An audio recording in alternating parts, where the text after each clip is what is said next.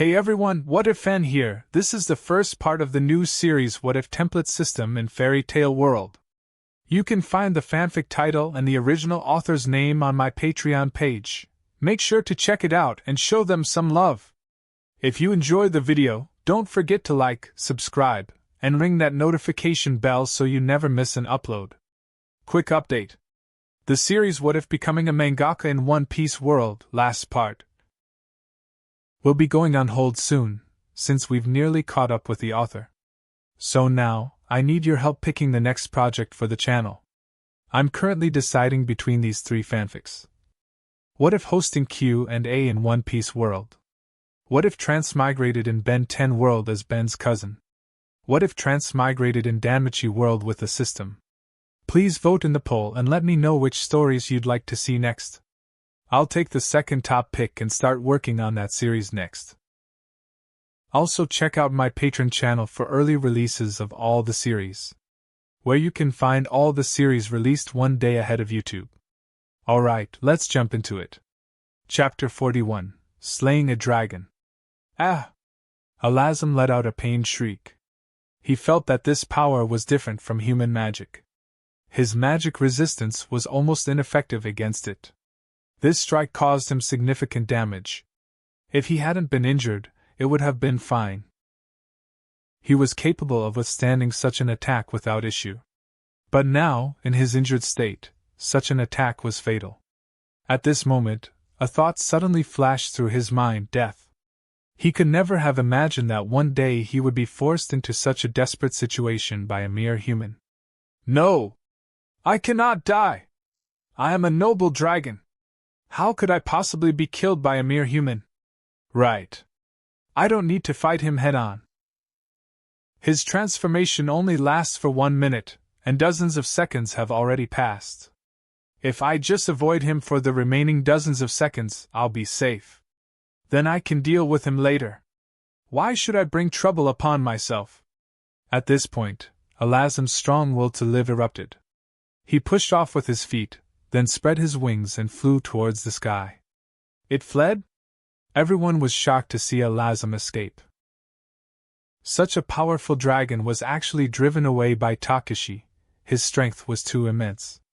Brat! I won't fight you. In just a few more tens of seconds you'll be out of combat. Then you'll be at my mercy. You just wait, I'll make you watch everyone die in front of you. I'll torment you endlessly, making you wish for death but unable to find it. Oh no! Hearing Alazam's words, everyone's expressions changed. If he were to return for a sneak attack, things would be dire. Takashi showed no panic, calmly saying, "Can you escape?" He brought his hands together, gathering Riryoku in his palms, then pulled his hands apart. A spear, emitting a blue flame, floated before him. Lanza del Relampago. Takashi raised the long spear in his hand, looking at the gradually receding Alazam. He wasn't in a hurry to act, he waited patiently. This distance is about right. If it were too close, others might be in danger. Takashi assumed a throwing stance, then forcefully hurled the spear towards Alazam. Alazam seemed to sense something. He turned his head to look back, only to see a spear shooting towards him. Just as he was about to dodge, a searing pain suddenly flared from his wound, the injury left by Yorichi that Takashi had taken over. He hadn't expected it to flare up at this moment. Because of this pain, he missed his chance to dodge. No! Amidst Alazam's terrified eyes and pained screams. Pfft! The spear pierced into his body. Boom! An energy explosion, comparable to a dragon's roar, erupted in the sky. The blue energy transformed into a pillar of light, rapidly spreading outwards. Alazam's body was instantly engulfed by the energy impact. Eek! Ah! Everyone let out screams of fear. The power of this energy explosion was no weaker than Alazam's roar. They hadn't expected to experience such a powerful magic again. The energy impact annihilated everything around it. Fortunately, this time the explosion was in the sky and far enough from the city, so the impact and destruction on the city were much smaller. After a short while, the explosion subsided, and Alazam's figure was no longer in the sky. Everyone looked at the sky in shock. The dragon is dead? The person speaking was a little unsure. Yes. Dead? Many people present were magic swordsmen with magic power. They could easily sense Alazam's immense magic power. At this moment, they couldn't sense any of Alazam's magic power, which could only prove one thing: he was dead. That's great! The dragon has been slain! We survived! Long live Takashi!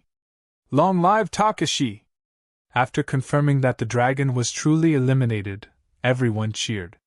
Not long ago, upon seeing Alazam's terrifying power, everyone had despaired. Who would have thought that at the crucial moment, Takashi would step forward again and eliminate the almost invincible dragon? He was truly amazing. Ding! SS Class Quest: Eliminate the Magic Dragon, completed. Reward: 20 draws. Seeing the system notification, Takashi breathed a sigh of relief. Since the system indicated that he had completed the quest, it meant Alazam was truly dead. Takashi released his takeover state. The next moment, an indescribable sense of exhaustion immediately washed over him, giving him no time to react. With a thud, he fell to the ground and passed out. When Takashi woke up again, he was in a large bed. It seemed he had been carried back after passing out. Takashi skillfully opened the system panel. Host: Takashi. Age 18. Race: human. Magic power: magic, take over magic. Character cards: Ulquiorra Cipher, gold, Shijikuni Yorichi, gold. Draws: 20. Looking at his panel, a strong sense of accomplishment rose in Takashi's heart. His magic power had reached 4 stars, which was considered a top-tier level even within Fairy Tail. He was fortunate not to have recycled these 2 character cards. If he had recycled either one in this battle, he would not have been able to achieve final victory. 20 draws. He wondered if he could draw another gold character. Creak! The bedroom door opened, and Urza walked in from outside. Seeing that Takashi had woken up, she was pleasantly surprised and quickly walked over. Takashi, you're awake? Urza asked with concern. How are you? Are you uncomfortable anywhere? Takashi shook his head. I'm fine, I'm very well. It's just that my magic power consumption was quite high. Urza breathed a sigh of relief hearing Takashi say this. That's great. You've been unconscious for 3 days, I was so worried. 3 days? Takashi hadn't expected to have been unconscious for 3 days. He thought he had only slept 1 night. It seemed his body was still a bit too weak, somewhat unable to withstand the consumption of the gold character cards. After returning, he would have to make time to train his body more. Takashi asked. I didn't expect I would be unconscious for so long. Is the king all right? Urza said. He is fine, he's currently handling official business. That's good. Takashi hadn't forgotten why he was here. He still hadn't received the reward for the SS Class quest and the prize for the world's strongest swordsman tournament. He jumped off the bed with an excited expression. Let's go meet him. Since the quest is complete, it's time to collect payment. Chapter 42, Leaving the Kingdom of Sabelia. Urza hadn't expected Takashi's first action upon waking to be demanding payment, but this was the first time she had encountered such a high reward as well. That's right. We've been delayed here for a long time. It's time to go back. If we're any later, Master will start to worry. The 2 of them headed to the Royal Palace Hall together. At this moment, in the Royal Palace Hall, Reno was handling affairs. Alazam's sudden attack had caught him off guard, and the entire city had suffered severe damage. Fortunately, there were no casualties among the city's residents, and the country was undergoing reconstruction in an orderly manner. Most importantly, with the threat of Alazam gone, the country was truly free from worries and could vigorously develop and exploit its existing resources. Just then, a minister reported, Your Majesty, Takashi-san and Urza-sans have arrived. Reno's eyes lit up. Takashi has arrived? Bring him in quickly. Soon, Takashi and Urza once again arrived in the royal palace hall. Takashi! You're finally awake. Reno greeted Takashi warmly upon seeing him. Takashi said, I apologize for making your majesty worry. My magic power was simply overdepleted, and I've recovered after a few days of rest. It's good that you've recovered. Your majesty, we've been out for a long time, and we've been delayed by rest. We've come to bid our farewells. Farewells? So soon? You could certainly stay for a longer period, Urza said. No, your majesty. If we stay any longer, everyone at the guild will start to worry. Is that so? Reno hesitated for a moment and said, Takashi Urza, I wonder if you would be willing to stay in the kingdom of Sabelia. If you stay, I can appoint you as the president and vice president of the Sword City Guild. Takashi and Urza were both experts, especially Takashi, who possessed the strength to slay a dragon. If he stayed in the kingdom of Sabelia, he would be like a stabilizing force. Reno's meaning was clear. He was telling Takashi and Urza that if they stayed in the kingdom of Sabelia, money, status, and honor would all be within their grasp. I apologize, your majesty, but I am a mage of fairy tale. Takashi directly refused. He was bound to the fairy tale guild. Forget 100 million, even if it were 1 billion or 10 billion, he would not stay. This experience also taught him that in this world, strength was far more important than money. That's truly a shame. Although he had already guessed this outcome, Reno still felt a bit regretful. Someone! Bring the items! Soon, someone brought over several boxes. The boxes were opened, revealing stacks of money inside. Takashi's eyes went wide. How much money was this? Reno said. This is 100 million jewels. I know this is not enough to repay the contributions you two have made to the kingdom of Sabelia, but with the capital city's reconstruction imminent, we can only pay this much for now. Urza was a bit stunned when she heard there was 100 million jewels.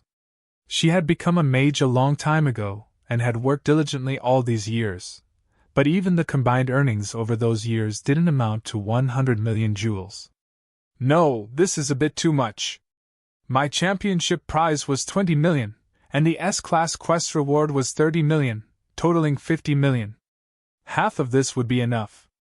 Reno shook his head. If the original plan had proceeded smoothly, it would have been 50 million. However, there was a monster attack and then a dragon, which far exceeded the level of an S-Class quest, appeared. Compared to the difficulty of the quest, this reward is already very low. Reno wasn't speaking nonsense. Just the word, dragon, alone was enough to classify this quest as a 10-year quest, and the reward for a 10-year quest starts at a minimum of 500 million. So, 100 million really wasn't much. The most crucial point was that almost no mage from any guild dared to accept a 10-year quest. This time, even if one of the 10 wizard saints had come, they would have died. Takashi shook his head and insisted. Since the quest has already been accepted, it naturally cannot be changed. The subsequent unforeseen events are part of the risks involved, so I cannot accept the extra money. Urza agreed with Takashi's point. What Takashi said is correct. The quest was confirmed the moment we accepted it. If we were to accept more payment, it would violate our guild's regulations. Hearing them say this, Reno no longer insisted and had someone give Takashi the box filled with 50 million jewels in payment. Takashi took the box, feeling its heavy weight, his heart filled with excitement. Although the work was exhausting, all worries vanished the moment he received the money. Your Majesty, since our business here is concluded, we must return to our guild. Seeing that Takashi and Urza were determined to leave, Reno knew it would be inappropriate to press them further, so he laughed heartily. In that case, I won't keep you two any longer. I have already ordered a carriage to be prepared to see you off. I also welcome you two to visit the kingdom of Sabelia anytime. The gates are always open to you, and you will always be the most distinguished guests of the kingdom of Sabelia. Takashi said jokingly. Your Majesty is too kind. If there are any more jobs like this in the future, please notify me. I can personally give you a 20% discount, you know. Pfft. Ha ha ha ha ha. Reno burst into laughter upon hearing Takeshi's words. He knew that with this one statement from Takeshi, his preparations had not been in vain. Good. If there are any more quests like this, I will definitely notify you.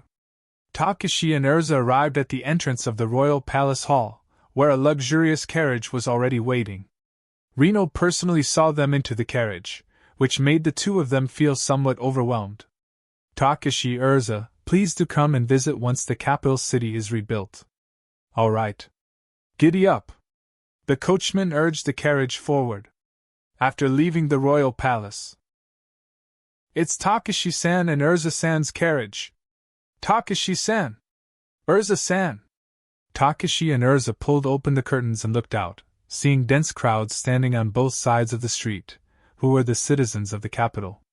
Takeshi and Urza's performance in this war had all been witnessed by the citizens as they were in the arena. This was originally intended to show everyone the heroic posture of the swordsman fighting against monsters, but it unexpectedly turned into Takeshi's personal show. They had also seen from the magical screens that Takeshi was Yorichi. Takeshi was the hero who had saved their kingdom. Takeshi and Urza waved to the people on the street, which drew a cheer from the crowd. The crowd accompanied them all the way to the city gate before stopping. Takeshi-san, Urza-san, you must come back to Sword City as guests when you have the chance, Arthur said, looking at Takeshi and Urza. Definitely. After bidding farewell to everyone, Takeshi and Urza got back into the carriage. Urza looked at Takeshi and smiled. How does it feel to be a hero? It feels pretty good, but it would be better if they weren't so enthusiastic. I'm actually quite socially anxious. Urza was speechless. She hadn't seen him show any social anxiety during the tournament. All right, no one's here now. Time to split the money. Chapter 43. Urza wants to be Takeshi's disciple? Takeshi excitedly opened the box. The full box of money was so dazzling that he could barely open his eyes. He immediately counted out 20 million. This is my prize money from the tournament, I'll take it first. Then, he counted out another 15 million and gave it to Urza. This is the reward for this quest. You get half, and I get half. Urza asked. Why didn't you just count out 15 million directly? The process of dividing money is also a kind of joy, isn't it? Urza hesitated for a moment before saying, Takeshi, the main credit for this time is yours. You should take more. Here we go again. Last time Elfman was the same. What credit or no credit? Since we teamed up to do a quest, it's naturally divided by head count. That backward system of distribution by labor is not suitable for teamwork. Thank you? What are you thanking me for? If anyone should be thanking, it should be me thanking you. Thanks to you, I've gained a full 35 million this time. Takeshi said with a cheerful laugh, his happy expression completely genuine. Urza felt a little more at ease after seeing it. Takeshi began to calculate rapidly in his mind. 35 million jewels is equivalent to $350,000. If this were in his previous life, if he put all this money in the bank, he wouldn't have to work for the rest of his life. Fortunately, this world also has banks, and although the interest is not high, it's still 3%. After he goes back, he'll deposit this money in the bank, and when he's old and retired, the interest will be enough for him to live on. Perfect plan. Just then, Urza suddenly leaned closer to him, looking at him and saying, Takeshi, I have something I want to ask you. Gulp. Takeshi couldn't help but gulp as he looked at Urza's beautiful face so close. Is she going to confess? Does she want to be with me? I'm not mentally prepared for this. Should I say yes or yes? It's really hard to choose. Takeshi, can I become your disciple? Pfft. Takeshi spluttered when he heard that. What the hell? Urza wants to become his disciple? Takeshi's lips twitched as he asked. Why? Urza said. Of course, to learn swordsmanship. Takashi, you are the strongest swordsman I have ever seen, even capable of slaying a dragon. That's a dragon that legend says can destroy a country. None of our attacks had any effect on it. Only you could severely injure, and even slay it. It was true when you were saying that Arthur didn't know swordsmanship. I want to learn real swordsmanship. Urza's eyes gleamed as she spoke. If anyone else had said this, she wouldn't have believed it, even scoffing at it. But having personally witnessed Takashi's swordsmanship, she knew that what he had said was not an exaggeration, it was a fact. Takashi, however, felt a pang of emptiness inside. Why did he have to act so cool in the arena back then? My swordsmanship is actually very weak. Weak? If your swordsmanship is considered weak, then what about the others? To be honest, I myself am actually very weak. Right now, I might barely be at the guild's second-tier level. My swordsmanship is not mine, but rather belongs to the character I use takeover on. Isn't that just your magic? How can it not be yours? Urza and Mary Jane had fought since they were young, so she was extremely familiar with takeover magic. She naturally knew that the swordsmanship belonged to Yorichi, whom Takashi had used takeover on, but this was Takashi's magic to begin with. Yes, that's true, but the consciousness is still mine. I can use it, but I don't know how to teach others. Moreover, the swordsmanship that suits me may not suit you. You are a swordsman, but not purely a swordsman. What suits you is the best. He didn't want Urza chasing him around, calling him master. That would be too terrifying, so he'd better refuse. And he wasn't talking nonsense. Urza's magic was requip. If you want to learn swordsmanship, I can transform into Yorichi and spar with you sometime when I have time. Really? That's great. Urza was very happy to hear Takashi say that. This made Takashi suspect that her original goal was just to spar with him. Magnolia, fairy tale. Bang! Makarov threw a thick stack of newspapers in front of Takashi and Urza. The newspapers reported on the events that had occurred in the kingdom of Sabelia, with Takashi and Urza being the main focus. The two only learned that the news had spread throughout the entire Ishgar continent in the past 3 days after returning to the guild. After all, a legendary dragon had appeared, and Takashi had even become a dragon slayer hero. This level of buzz wouldn't die down for at least 10 days to half a month. Explain yourselves. What exactly happened? Takashi and Urza sat kneeling obediently before Makarov. Well, Master, we just went to do a quest. Who would have thought we'd be so unlucky as to encounter something like this? Takashi's words immediately reeked of an excuse. It's like this, Master. Urza immediately reported everything, including the king's original intention to slay the dragon, and how the two of them had even accepted an SS-class quest. Nonsense! You two are being too reckless. An S-class quest is one thing, but you dare to tackle an SS-class quest? That's a dragon, a single one can destroy a country. Makarov was truly angry this time. From the newspaper reports, it was clear how dangerous this quest had been, and these two audacious brats actually dared to take on such a quest. Takashi cried out in protest. Master, you can't blame us for this. We hadn't even started the quest yet. Who knew the quest target would come attacking on its own? We couldn't just stand by and watch so many innocent lives in the city be killed, could we? Still trying to argue. Is that what I'm talking about? Makarov slammed the table in anger. Mary Jane came over to mediate. Master, calm down. Haven't they returned safely? Although their taking on an SS-class quest was inappropriate, the outcome was still good. You two, quickly promise that there won't be a next time. Mary Jane secretly winked at Takashi and Urza. The two immediately understood. Master, we promise. There will definitely not be a next time. Hearing Mary Jane's words, Makarov's anger slightly subsided. Humph. If there's a next time, I'll definitely break your legs. Now get out. Understood. Chapter 44. Takashi explains his magic. Makarov shook his head helplessly. These brats had all grown up and had their own ideas.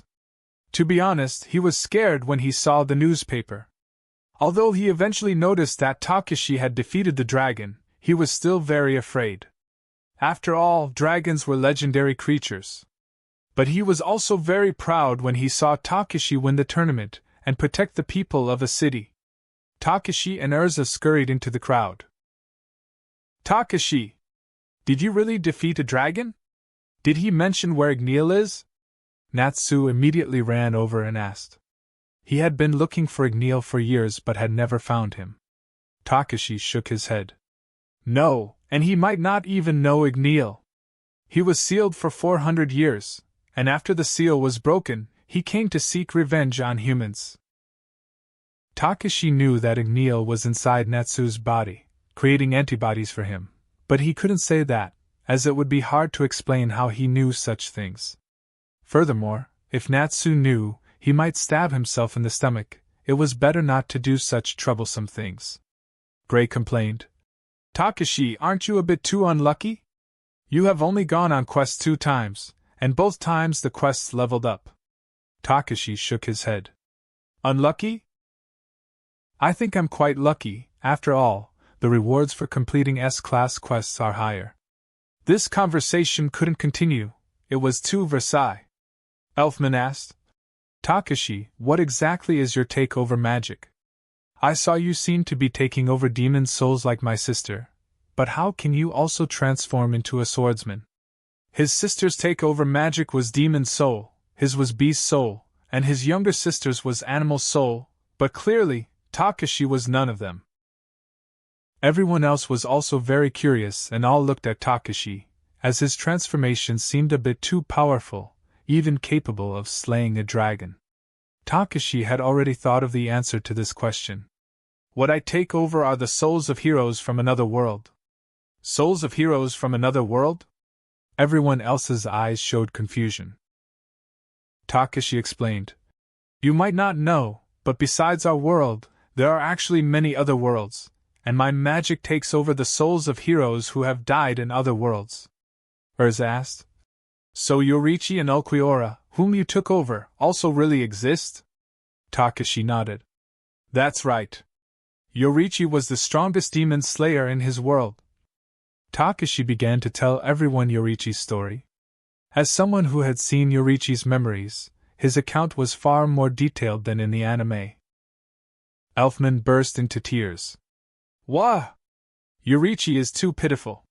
Wah! Yes. His life was truly tragic.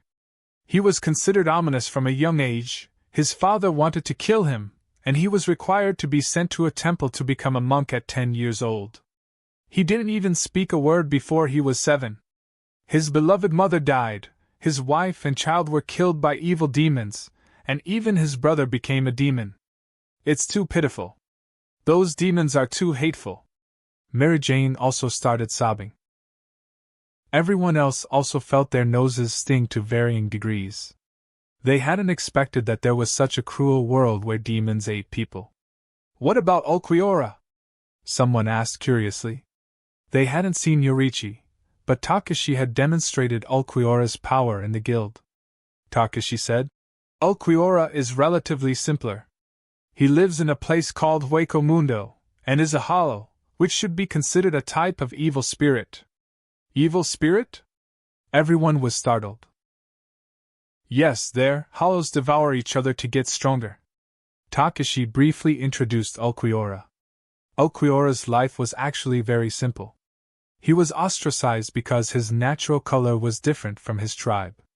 He grew step by step into a Vasto Lord-level hollow through his own strength, even completing his Ehrenkar transformation on his own before meeting Aizen.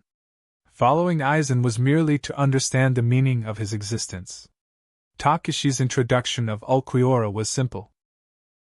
Everyone was attracted by the worldview of Bleach, not expecting such a magical world existed.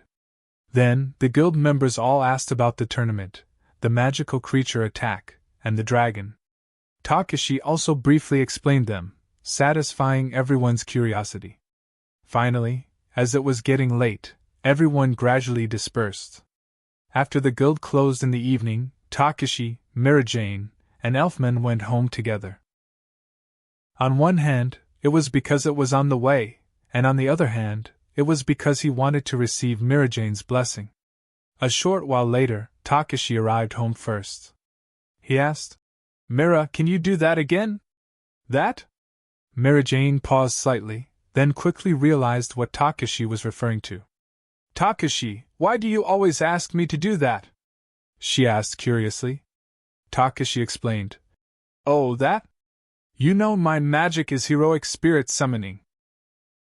I want to summon heroic spirits from other worlds, but the probability of summoning powerful ones is very low, so I want to get the goddess's blessing to increase the probability of summoning powerful heroic spirits." "I see." Then Mirajane's face flushed slightly and she said, "But I'm not a goddess. I won't increase your luck at all." "No. In my eyes, you are a true goddess." Takashi looked directly at Mirajane, with a serious expression. 2 10x draws had yielded 2 gold characters. What else could she be but a goddess? Mirajane was a bit embarrassed by Takashi's direct words and sincere gaze. "All right. Takashi, I wish you good luck today too." She smiled brightly, her pure smile purifying Takashi's soul. Ding! Obtained the goddess's blessing. Luck plus 100. Yes! Takashi clenched his fist. With the goddess's blessing, he was sure to get a gold tonight. Mirajane was a bit shy. "Takashi, we're leaving now. See you tomorrow." "See you tomorrow?" Takashi stood at the door and waved. After they left, he turned and went back into his own home. He hadn't expected almost half a month to have passed since he left home. It really was most comfortable at home. He took a nice hot bath, greatly relieving the fatigue from his journey. After everything was done, he sat on his bed and opened the system interface. Let's begin! Chapter 45, Fire Fist Ace. If you asked Takashi when he was most nervous, he could tell you clearly. It was every time he did gacha. "Are you sure you want to use 10x draws?" "Yes." The panel screen began to flash with streaks of starlight, constantly converging in the starry sky. Takashi prayed continuously in his heart. Gold. Gold. Gold. He cautiously opened one eye and looked at the animation on the screen. As soon as he did so, his expression froze. In the starlight flickering in the sky, let alone gold, he didn't even see a single purple one. It was just 7 blue and 3 white. Takashi thought he was seeing things and had hallucinations. He closed his eyes and rubbed them. When he reopened them, all 10 character cards had already flipped over. They were all nameless cannon fodder he didn't recognize. That's right, no gold, no purple, just a pile of blue. System? Why no gold? Takashi angrily questioned. The guaranteed gold is at 100 draws, not 10. The probability of getting gold on each spin is only 1%, and the probability of getting gold on a 10x draw is 9.56%. It's normal not to get gold. What about purple? Why didn't I even get one purple? The probability of getting purple on each spin is slightly higher than gold, but it's only slightly. It's only 5%. And the probability of getting purple in 10 spins is only 40.13%. It's also very normal not to get purple. Although Takashi had been admitted to university, he was not good at calculations. He even had to count money separately. He only now realized that the probability of getting gold from a 10x spin was close to 10%. What was the use of drawing so many blue character cards? I refused to believe it. I was lucky enough to transmigrate. How can my luck be bad? Plus, I have the goddess's blessing. With 2 buffs stacked, I believe I will definitely get a gold now. Are you sure you want to use 10x draws? Confirm. The panel screen began to flash with streaks of starlight, constantly converging in the starry sky. Takashi stared intently at the screen. White, blue, green, 8 consecutive stars appeared, representing the rarity of those character cards. Just as Takashi thought this one was also a bust. Whoosh! A purple star lit up. A purple! Takashi was pleasantly surprised. Purple characters, though not the strongest tier in their verse, are still top tier in strength. For example, Kisame, whom Takashi had previously drawn with a single spin. Kisame's overall strength was extremely formidable. Guy only barely defeated him by opening the 7th gate. Keep in mind, when Guy opened the 8th gate, he was evaluated by the Ten-Tails Jinchuriki Madara as, "I, Madara, declare you the strongest." So, while the upper limit of purple characters might be slightly inferior to gold ones, their overall strength is still formidable. Just as Takashi thought this draw was over, a dazzling golden starlight descended from the sky. A gold! Takashi was overjoyed. At this moment, his gaze was fixed on the panel. The character cards on the panel began to flip open one by one. He skipped the white, green, and blue ones at the front. Character cards of this level were all experience fodder, keeping them had no meaning whatsoever. What he cared about were the purple and gold ones at the back. Soon, the purple character card flipped open. It's actually him! Takashi was very surprised to see the character that had appeared. The character on the card had black hair, normal skin, freckles on his cheeks, wore an orange cowboy hat with smile and sad emblems on the brim, and also had a skull tag tied to it. He wore a red bead necklace around his neck, black shorts and black shoes, and his upper body was bare, showing off his perfect physique, with a dagger tucked into his waist. That's right, he was one of the many One Piece fans' regrets. Fire Fist Ace. Because of him, the classic Marineford War in One Piece took place. To rescue Ace, Whitebeard led his entire Grand Fleet to declare war on Marine headquarters. In hindsight, such an act was tantamount to suicide, but he had to go. After all, he was the strongest man in the world, Whitebeard. It was a pity that he had aged, and the lineup of Marine headquarters was simply too powerful. Although Ace was successfully rescued later, a huge sacrifice was paid. Finally, Ace, in order to protect his younger brother, was impaled through the chest from behind by Akainu's magma fist, and ultimately died. When Takashi saw this, he couldn't stop his tears from falling.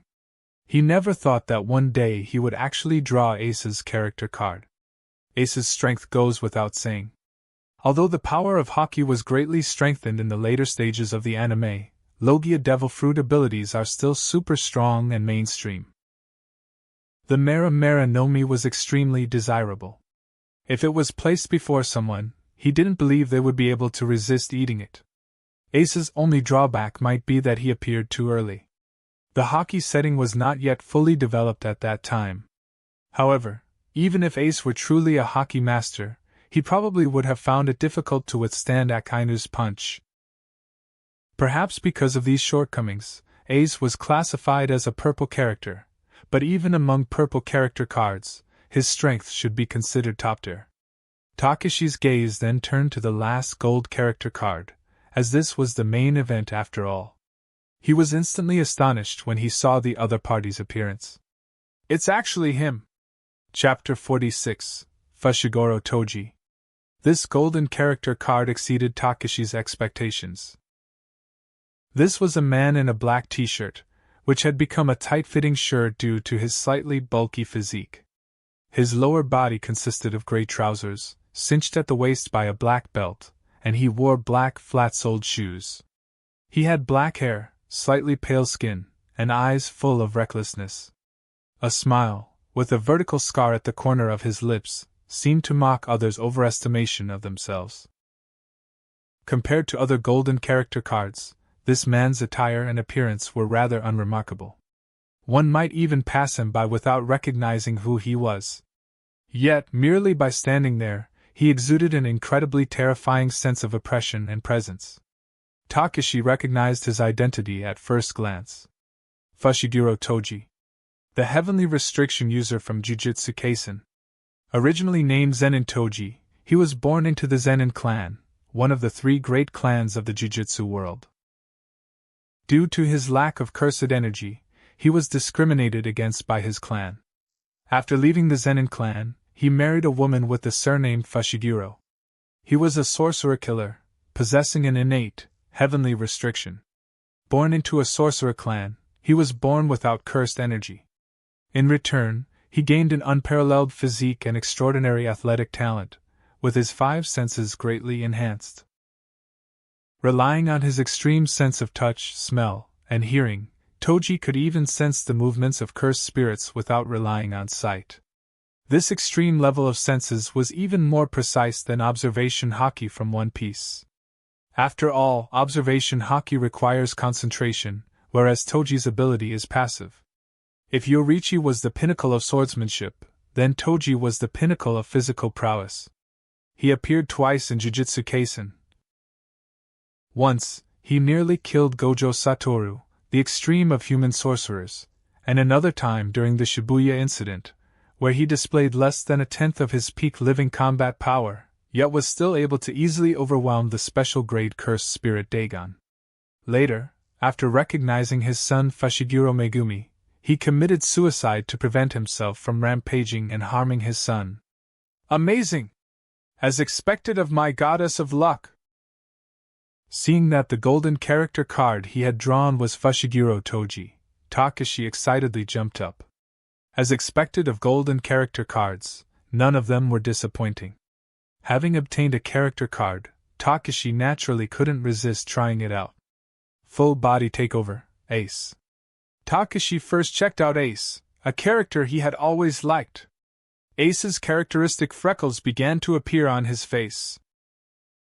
An orange cowboy hat appeared on top of his head, black shorts on his lower body, a tattoo of the Whitebeard Pirates flag on his back, and various accessories were also put on.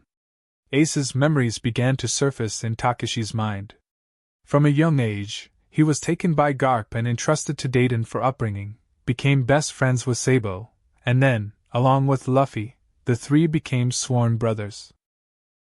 At 17, he set sail, formed the Spade Pirates, and defeated Lizard King Hanafuda, one of the 7 warlords of the sea. He was later invited by the world government to become a new warlord, but being proud, he refused. He passed through Wano country, fought Kaido's daughter Yamato, and later challenged the strongest man in the world, Whitebeard, unfortunately losing. Convinced by Whitebeard, he joined the Whitebeard Pirates and became the commander of the 2nd Division. After learning that his subordinate Blackbeard had killed Thatch, the commander of the 4th Division, he was furious and pursued Blackbeard despite warnings. As a result, he was defeated by Blackbeard and faced a public execution. This prompted Whitebeard to lead his grand fleet to rescue him, thus igniting the Summit War. Ultimately, he was killed by Akainu while protecting Luffy. After reviewing Ace's memories, Takashi couldn't help but sigh. Ace was also a pitiable person. As for being a pirate or not, that was merely the world government's term for those who defied their orders. The worldview of One Piece was very simple. Everyone was a pirate, and the world government was the biggest pirate. Takashi opened his hand. Whoosh! His entire arm turned into super-hot flames. If he wished, he could also unleash powerful fire fist attacks like Ace. However, it was better not to do that late at night. Whoosh! Takashi's body turned into flames, then flew out of the window, and subsequently reformed into human shape. Is this the unique ability of a Logia-type devil fruit user? Takashi was very excited, playing around in the yard. When he watched One Piece, he used to dream of eating a devil fruit. Especially a powerful Logia-type devil fruit. He never thought that his childhood wish would be realized in such a way. Although Ace was only a purple character, in some aspects, his strength was not inferior to golden characters. Unless absolutely necessary, he would not recycle this character card. After testing for quite a while, Takashi finally had his fill and returned to his original appearance. Takashi was very satisfied with Ace. In the future, he could even use it as a main combat character card, as the consumption of golden character cards was a bit much for him to bear. Next, his gaze turned to the golden character card, Fushiguro Toji. This was the main event. Full body takeover, Fushiguro Toji. Takashi felt his body's magic power being rapidly drained and consumed, while his physical abilities were rapidly improving in an incredible way. His appearance also began to change. This time, the change was very simple. His clothes transformed into Toji's attire, and his face became a blend of his and Toji's face, 50% his and 50% Toji's. In fact, no matter which character Takashi used, his face would be like this. This was also why Urza couldn't recognize Yorichi as Takashi in the arena. Toji's memories surfaced in Takashi's mind. Unlike others, Toji's memories were darker, a large part of them involving his work as a sorcerer-killer. In terms of killing methods alone, Toji was practically a killing machine. Merely watching his memories was heart-stopping. The memories quickly filtered through, finally settling on the scene where he committed suicide in front of his son, Megumi. Takashi clenched his fists. So strong! Is this the physique boosted by heavenly restriction? The extreme physical strength gave him an ultimate confidence, which was different from when he transformed into Ulquiorra and Yorichi. Ulquiorra's strength came from his Ryatsu and the powerful body of a Vasto Lord-class Arrancar. Yorichi's strength came from his peerless swordsmanship. As for Toji, his strength came from his terrifying physical prowess. He felt that with just a slight effort, he could kill a cow with a single punch. This was not a figure of speech, but an accurate and undeniable fact. Feeling this powerful body, as if there was an inexhaustible supply of strength within him, Takashi stretched his waist. Crack! Crack! His joints and bones cracked audibly. Let's try it. Chapter 47. Half a year later, Takashi walked out of his house and placed his hands on the ground, one leg bent forward, the other stretched back, assuming a starting position. Boom! He stomped his foot, and his body instantly vanished. At this moment, citizens who were strolling on the streets of Magnolia Town after dinner suddenly felt a strong gust of wind sweep past them. Ah! A young girl in a skirt suddenly had her skirt blown up, giving some onlookers an eyeful. The girl quickly pressed down her skirt with her hands. Why is it windy? It was clearly a windless night, so why such a sudden strong gust? About a few tens of seconds later. Whoosh! Takashi reappeared at his doorstep. Whoosh! When he suddenly stopped, a strong gust of wind blew, causing stones on the ground to roll. 33 seconds. He didn't need a stopwatch, he himself was like a machine, capable of counting time with near-perfect accuracy. Takashi was so shocked by this number that he was speechless. To adapt to the intensity of the transformation as quickly as possible, he insisted on completing the basic training tasks assigned by the system every day. Although these tasks offered no rewards, the ability to genuinely improve his body was the greatest reward. The first time Takashi ran a lap around Magnolia Town, it took him about 30 minutes. Now, he only took a little over 30 seconds. A lap around Magnolia from here is roughly 10,000 meters. He took 33 seconds, which means he ran approximately 300 meters per second. 300 meters per second! Calculating this number, Takashi himself was startled. This was already close to exceeding the speed of sound, wasn't it? He was indeed a monster. He was so fast that even Gojo Satoru's 6 eyes couldn't catch him. Moreover, he felt that his own physical strength seemed to be restricting Toji's performance. If he could fully unleash it, his speed could even exceed the speed of sound. Strong! Truly too strong! Takashi was very excited. This golden character was incredibly powerful. Mary Jane was indeed his goddess of luck. Just as Takashi deactivated Take-Over Magic, a sharp muscle pain spread throughout his entire body. Ah! Takashi couldn't help but let out a painful howl. It hurt. It hurt so much. He had never experienced such pain before. This muscle pain felt even worse than a broken bone. System. What exactly is going on? If he didn't understand, he would just ask the system. Host has excessively increased his physical strength, while his own physique is far from keeping up, which is why muscle pain has occurred. What? There's actually such a side effect? Why didn't you say so earlier? Host didn't ask. In fact, as long as host persists in training and masters sun breathing, total concentration, constant, the pain will greatly diminish. So it will still hurt then. Seeing the system's response, Takashi gnashed his teeth in frustration, but at this moment, the pain had already left him with no energy to complain. He could only lie motionless on the bed. Even a slight breeze would make him grimace in pain. He didn't dare to cry out, because crying out made it hurt even more. The night passed. Takashi was in pain all night. He had never felt that a night could be so long. It wasn't until the sun slowly rose and sunlight shone on him that he could barely move, at least his fingers could barely move. Takashi opened the system panel.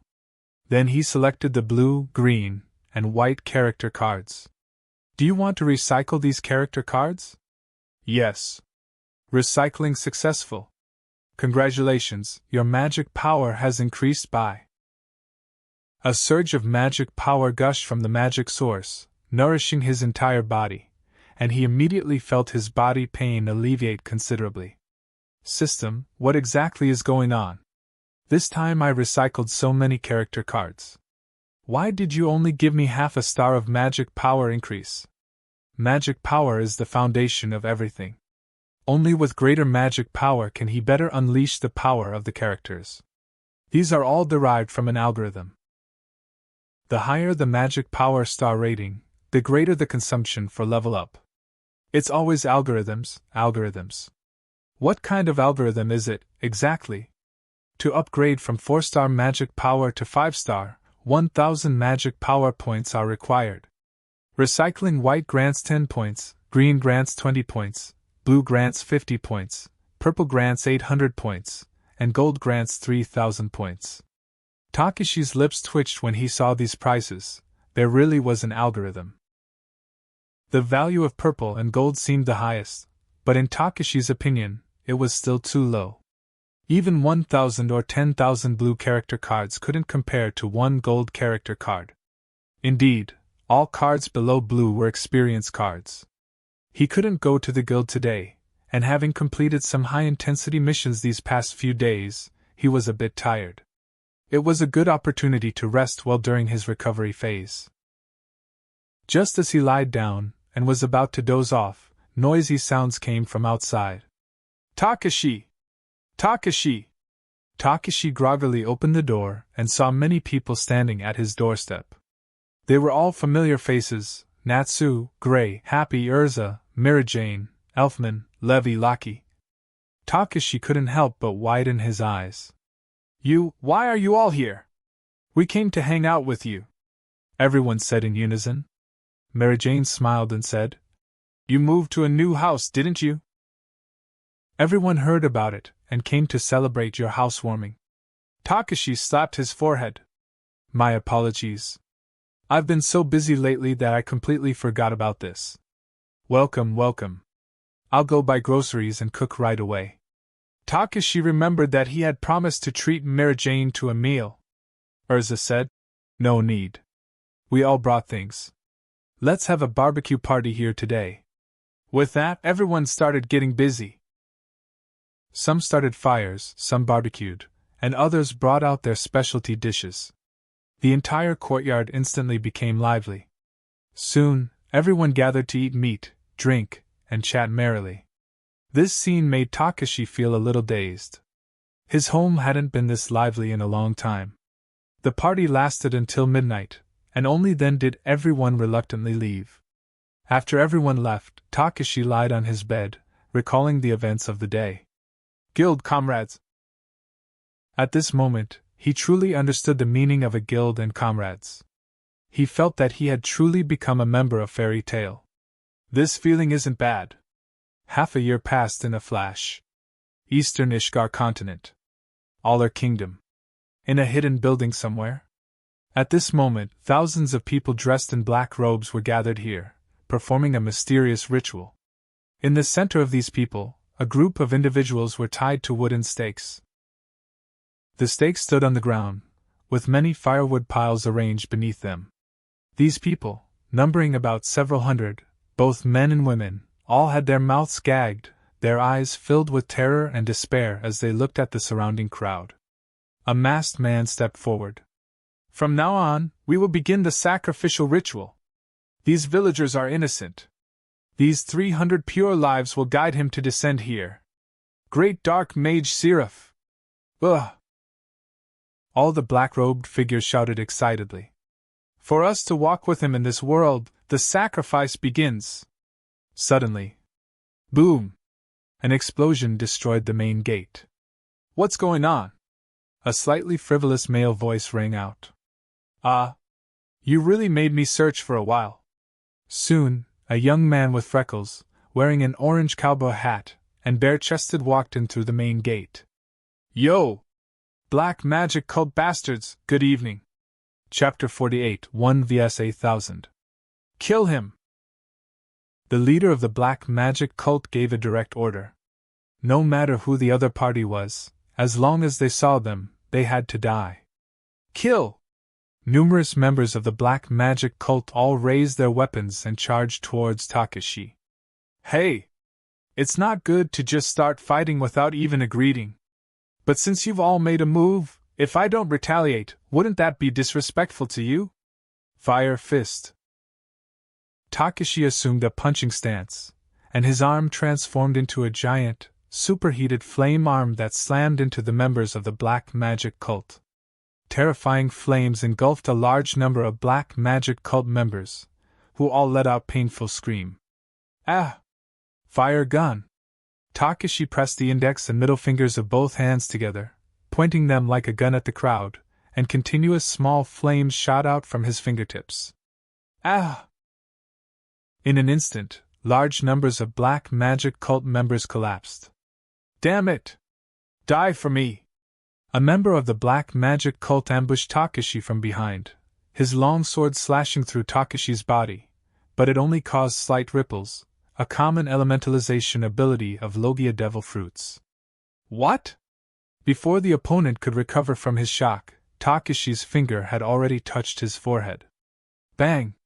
The person didn't even have time to scream before being struck by the flames. "You damnable bastard! How dare you interrupt our ritual to sacrifice to the Great Seraph? Disappear from me!" One person gathered magic in both hands and unleashed a dark shockwave at Takashi. Heat haze. Takashi's arm turned into flames, and a pillar of fire shot out from his palm, meeting the attack head-on. Boom! The two energies collided, instantly erupting in a violent explosion. Still a bit slow. Full body takeover, Fushiguro Toji. Takashi switched his takeover character, and his body changed. His bare upper body was now covered in a black t-shirt, his black shorts became black long pants, and his boots turned into flat-soled shoes. "Turn into a meat paste for me!" At this moment, a very burly fellow suddenly appeared behind Takashi, raising a giant steel hammer with both hands and smashing it down towards Takashi's head. Boom! Takashi stood still, and the giant hammer in the man's hand bounced away, landing on the ground in the distance. "What?" The big guy was stunned. What was happening? What just happened? He clearly saw it hit the opponent's head, so why did the hammer fly away? Takashi glanced at the big guy. "Hey, you're a bit too close to me, that's somewhat impolite. I don't like people getting too close to me, so you'd better get lost." He placed his palm on the big guy's abdomen, then gently pushed. The big guy immediately felt an irresistible force from his abdomen, and his entire body flew backward. Boom! Boom! The big guy's body destroyed wall after wall. Takashi glanced at the remaining members of the black magic cult. A wicked smile appeared at the corner of his lips. 3 seconds and I'll finish you all. Whoosh! Takashi's figure instantly vanished, and in the next instant, bang! Bang! All the members of the black magic cult were sent flying, crashing into the surrounding walls. Before long, Takashi walked out of the black magic cult's lair. At this moment, the captain of the army, who had been waiting outside, immediately came forward. "Takashi-san, how did it go?" Takashi made an okay gesture with his fingers, smiling. It's all taken care of. What? Those were thousands of black magic cult members. Many soldiers couldn't believe it. How long had Takashi been inside? 6 minutes, 7 minutes, certainly no more than 10 minutes. To eliminate thousands of black magic cult members in such a short time, they simply couldn't believe it. However, this was quite normal for Takashi. The number of opponents was indeed large, but they were all mere fodder. Even powerful mages would find it difficult to deal with them, but for him, no matter how many fodder came, they were still just fodder. You can go in, inspect the goods, and then pay. Oh, and there are a few hundred kidnapped villagers inside, you might as well rescue them too. Go in. At the captain's command, all the soldiers bravely rushed in. Upon entering, everyone in the army was shocked. Everywhere lay members of the black magic cult, not standing but fallen. Some were burned, some looked like they had been hit by a train, their arms and legs deformed, and the surrounding walls were dilapidated. It's actually true. He actually eliminated thousands of black magic cult members in such a short time. And they were all mages. The captain immediately commanded. Team 1, go rescue all the villagers. Team 2, arrest all the black magic cult members. Yes. Soon, all the villagers were rescued, and the black magic cult members were all carried away. Takashi-san, thank you very much for your help this time. The captain looked at Takashi with deep respect. When he first saw Takashi, he thought he was too young. The opponents were thousands of black magic cult members. How could one person deal with 1,000? But at this moment, he was completely convinced. This person was indeed as powerful as the legend said. Takashi waved his hand and said, Taking money to solve problems for people, this was the quest I took. I'm just completing my quest. The captain immediately ordered someone to bring the reward. Takashi-san, here is your reward of 10 million. Please count it. Takashi glanced at it, knowing the money was sufficient, and a smile immediately appeared on his face as he took the box, saying, No need to count, I trust your character, Captain. If there's another job like this next time, come find me, and I'll give you a 20% discount. The captain showed a wry smile. If possible, I never want to encounter such a thing again in my life. Takashi chuckled. Ha ha! Who knows what the future holds? The quest is over, so I'll be leaving now. Then I won't see you off. I still have to report back about the situation here. I wish you a safe journey. Takashi waved his hand, turned, and left. Having completed another S-class quest, he felt very pleased. Captain, who exactly is this young man? Yeah. One person actually defeated thousands, that's too amazing. The captain looked at Takashi's retreating back with deep eyes and said, You should remember that big event that happened in the kingdom of Sabelia half a year ago. Half a year ago, the kingdom of Sabelia, could it be him? Exactly. It's him. Harjan Port. This is the closest port to Magnolia Town. If there's ever a quest that involves going out to sea, fairy tale mages always depart from and return to here.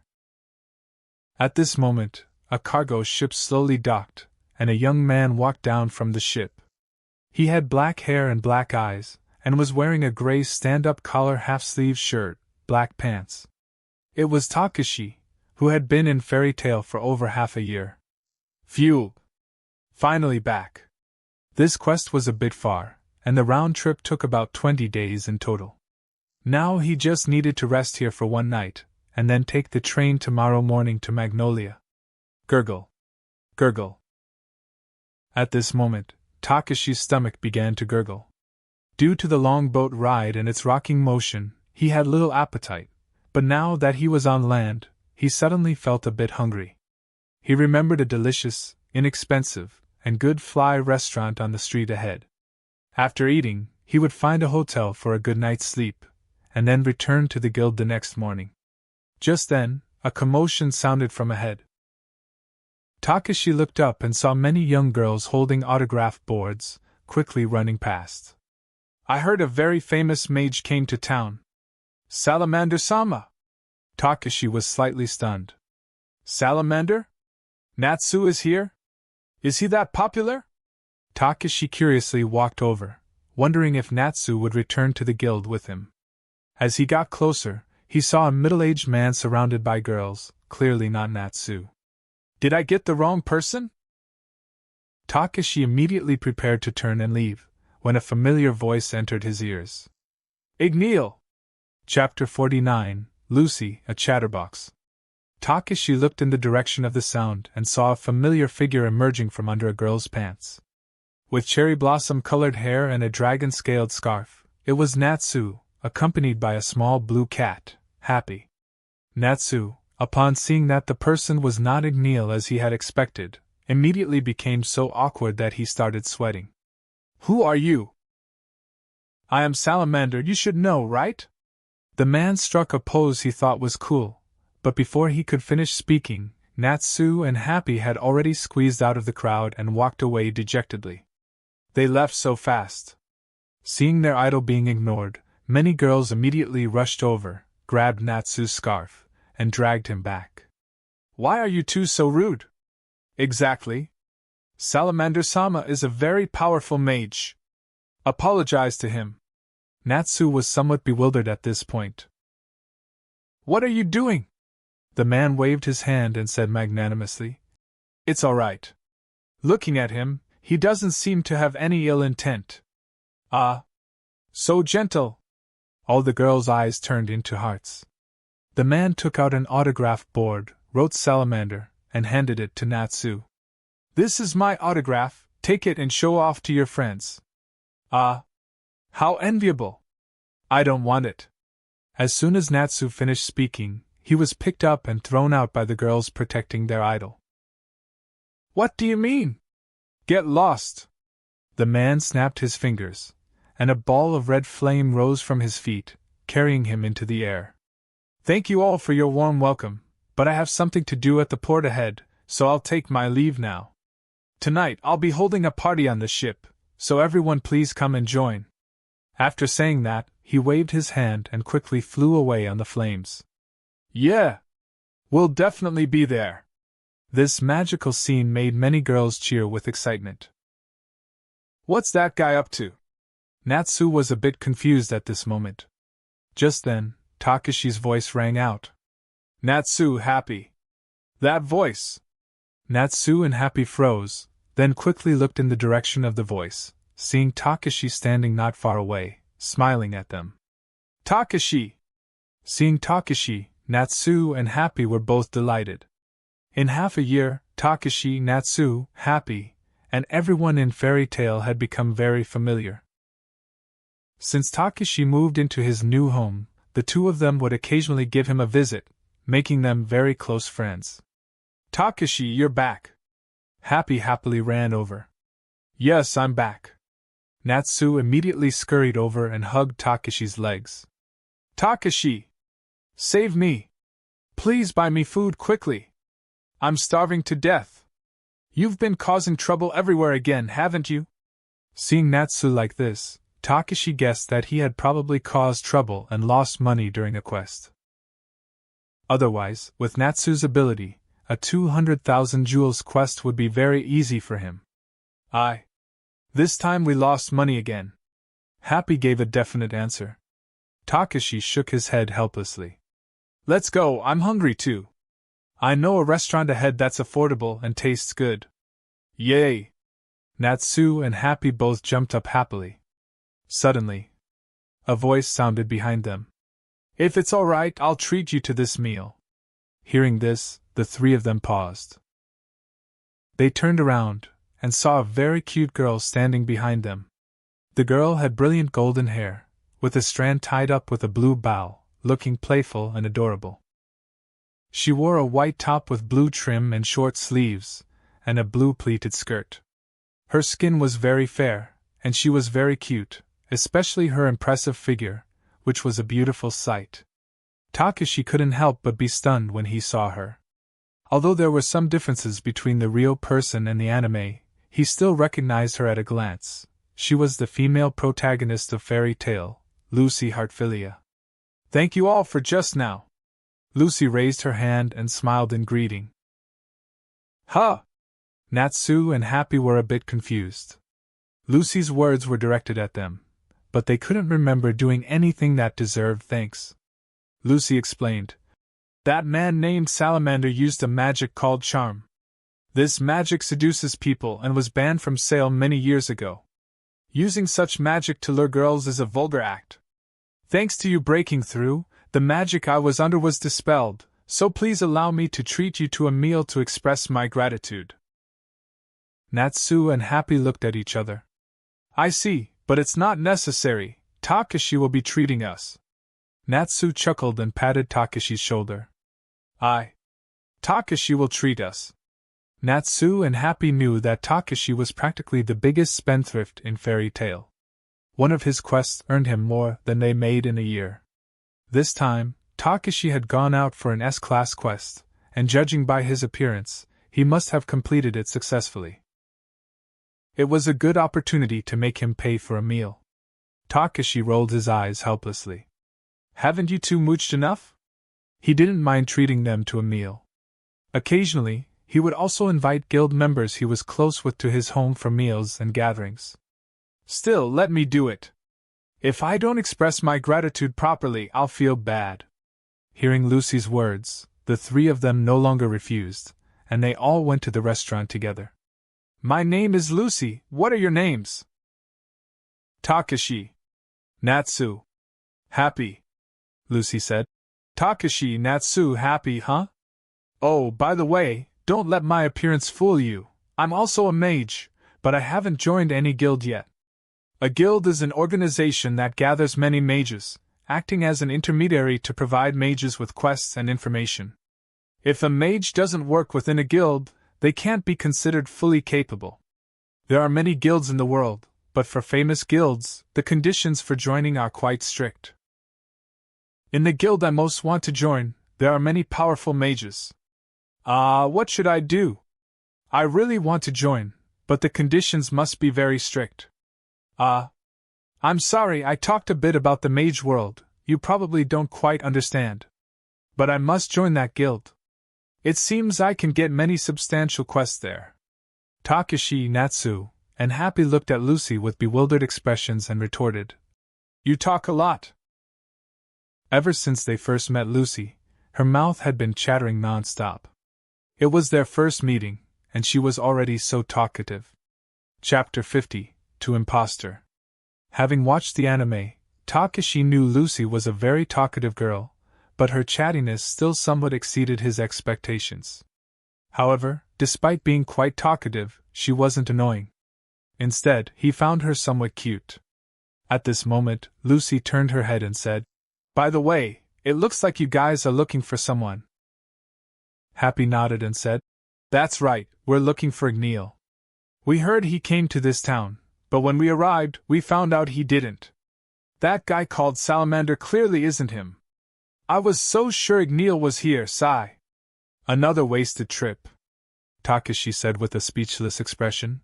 You two really are idiots. How could Igneal possibly appear here?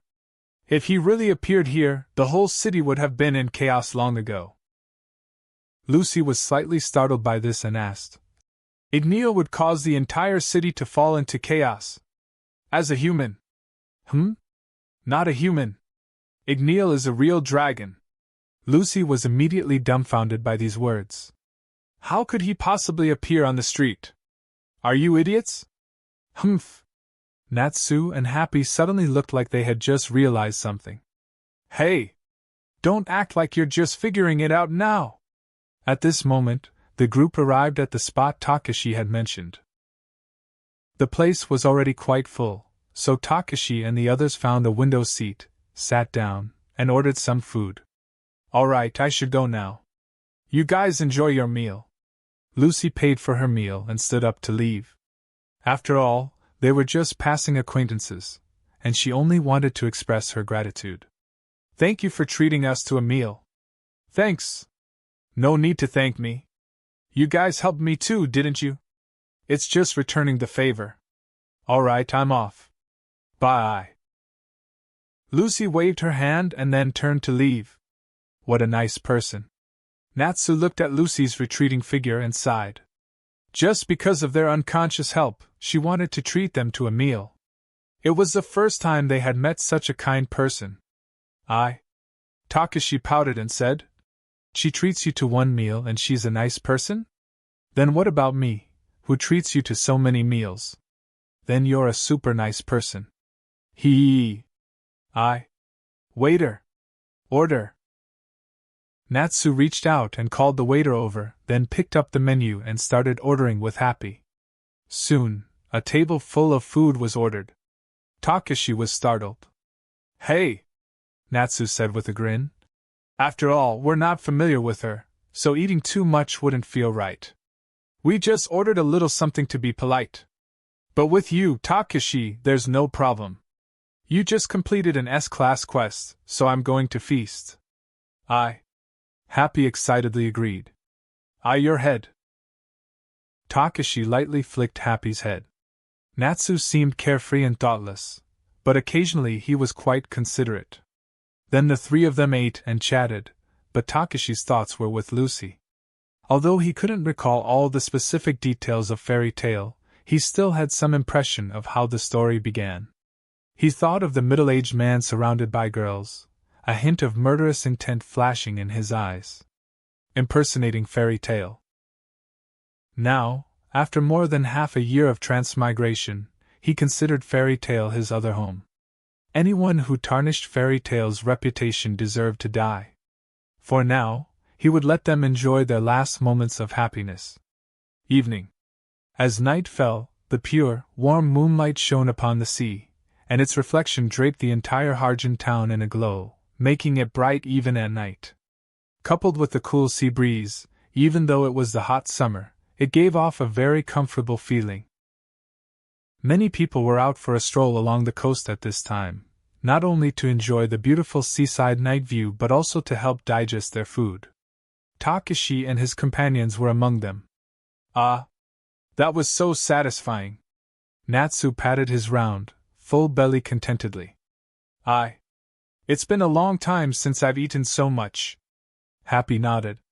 You two certainly aren't shy. In the future, cause a little less trouble. If Urza finds out. Takashi shivered. Natsu's face immediately turned pale. Don't say such scary things at a time like this. Now you're scared, ha ha ha. Teasing Natsu made Takashi feel very happy. Oh right, Salamander said he was having a party on a ship. Is that the ship? At this moment, Happy, who was walking on the seaside railing, saw a ship sailing into the distance, and remembered the man called Salamander saying he was having a party on a ship earlier that day. Ship? Ugh! I feel a little sick. Natsu immediately felt like vomiting at the sight of the ship. Suddenly, a girl's voice sounded from nearby. Look! That's the ship, Salamander-sama's ship. I really want to go to the party too. Salamander? The girl's best friend, who was with her, seemed unfamiliar with his name. Don't you know? A super powerful mage came to our town, a mage from the super famous Fairy Tail. Natsu and Happy immediately froze, their eyes turning to Takashi, who shook his head. Natsu's expression instantly changed, veins bulging on his forehead. He gritted his teeth and said, That bastard!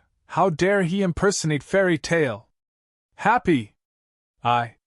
Happy immediately spread his wings, grabbed Natsu, and flew towards the departing ship.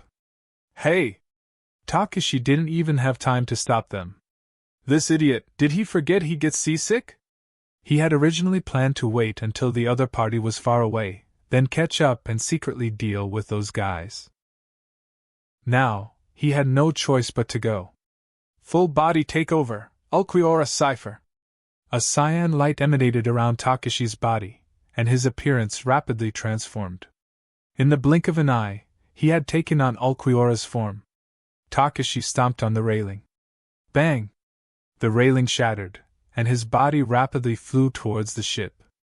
At this moment, on the ship, all the girls, dressed in their finest, were attending the party. In the cabin, Lucy sat there in a black evening gown, wearing a fake smile. She had met the man named Salamander again in the park. He promised he could help her join Fairy Tale, which she longed for, on the condition that she attend this party. To successfully join Fairy Tale, she agreed. After dealing with this idiot and joining Fairy Tale, she would kick this annoying guy away. Is your name Lucy? What a beautiful name. Thank you. Let's have a toast first. It's not very nice to ignore the other girls, is it? She didn't want to spend a long time with this guy. It's fine. Right now, I only want to drink with you, just the two of us. Snap! Salamander snapped his fingers, and the wine in the glass slowly floated up, forming droplets. Please open your mouth, and the jewel of wine will slide into your throat. Lucy wailed inwardly. So annoying. Such small tricks might work well on ordinary girls who couldn't use magic, but for her, such tactics only made her feel physically uncomfortable. But there was no choice. Now she had to endure. Lucy closed her eyes and opened her mouth. Swoosh! Splat! Lucy suddenly stood up and waved her hand, knocking all the wine away. She said with a disgusted expression, "What are you trying to do? There's a sleeping pill in the wine." That wraps up this part of What If template system in Fairy Tale World. Thanks so much for listening. As always, new parts drop every 4 days, so be sure to stay tuned. Quick reminder.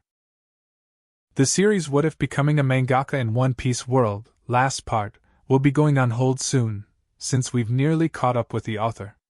So now, I need your help picking the next project for the channel. I'm currently deciding between these 3 fanfics. What if hosting Q&A in One Piece World? What if Transmigrated in Ben 10 World as Ben's cousin? What if Transmigrated in Danmachi World with the system? Please vote in the poll and let me know which stories you'd like to see next. I'll take the second top pick and start working on that series next. Also check out my Patreon channel for early releases of all the series, where you can find all the series released one day ahead of YouTube. If you enjoyed the video, don't forget to like, subscribe, share it with your friends, and please consider supporting the original author as well. See you in the next one.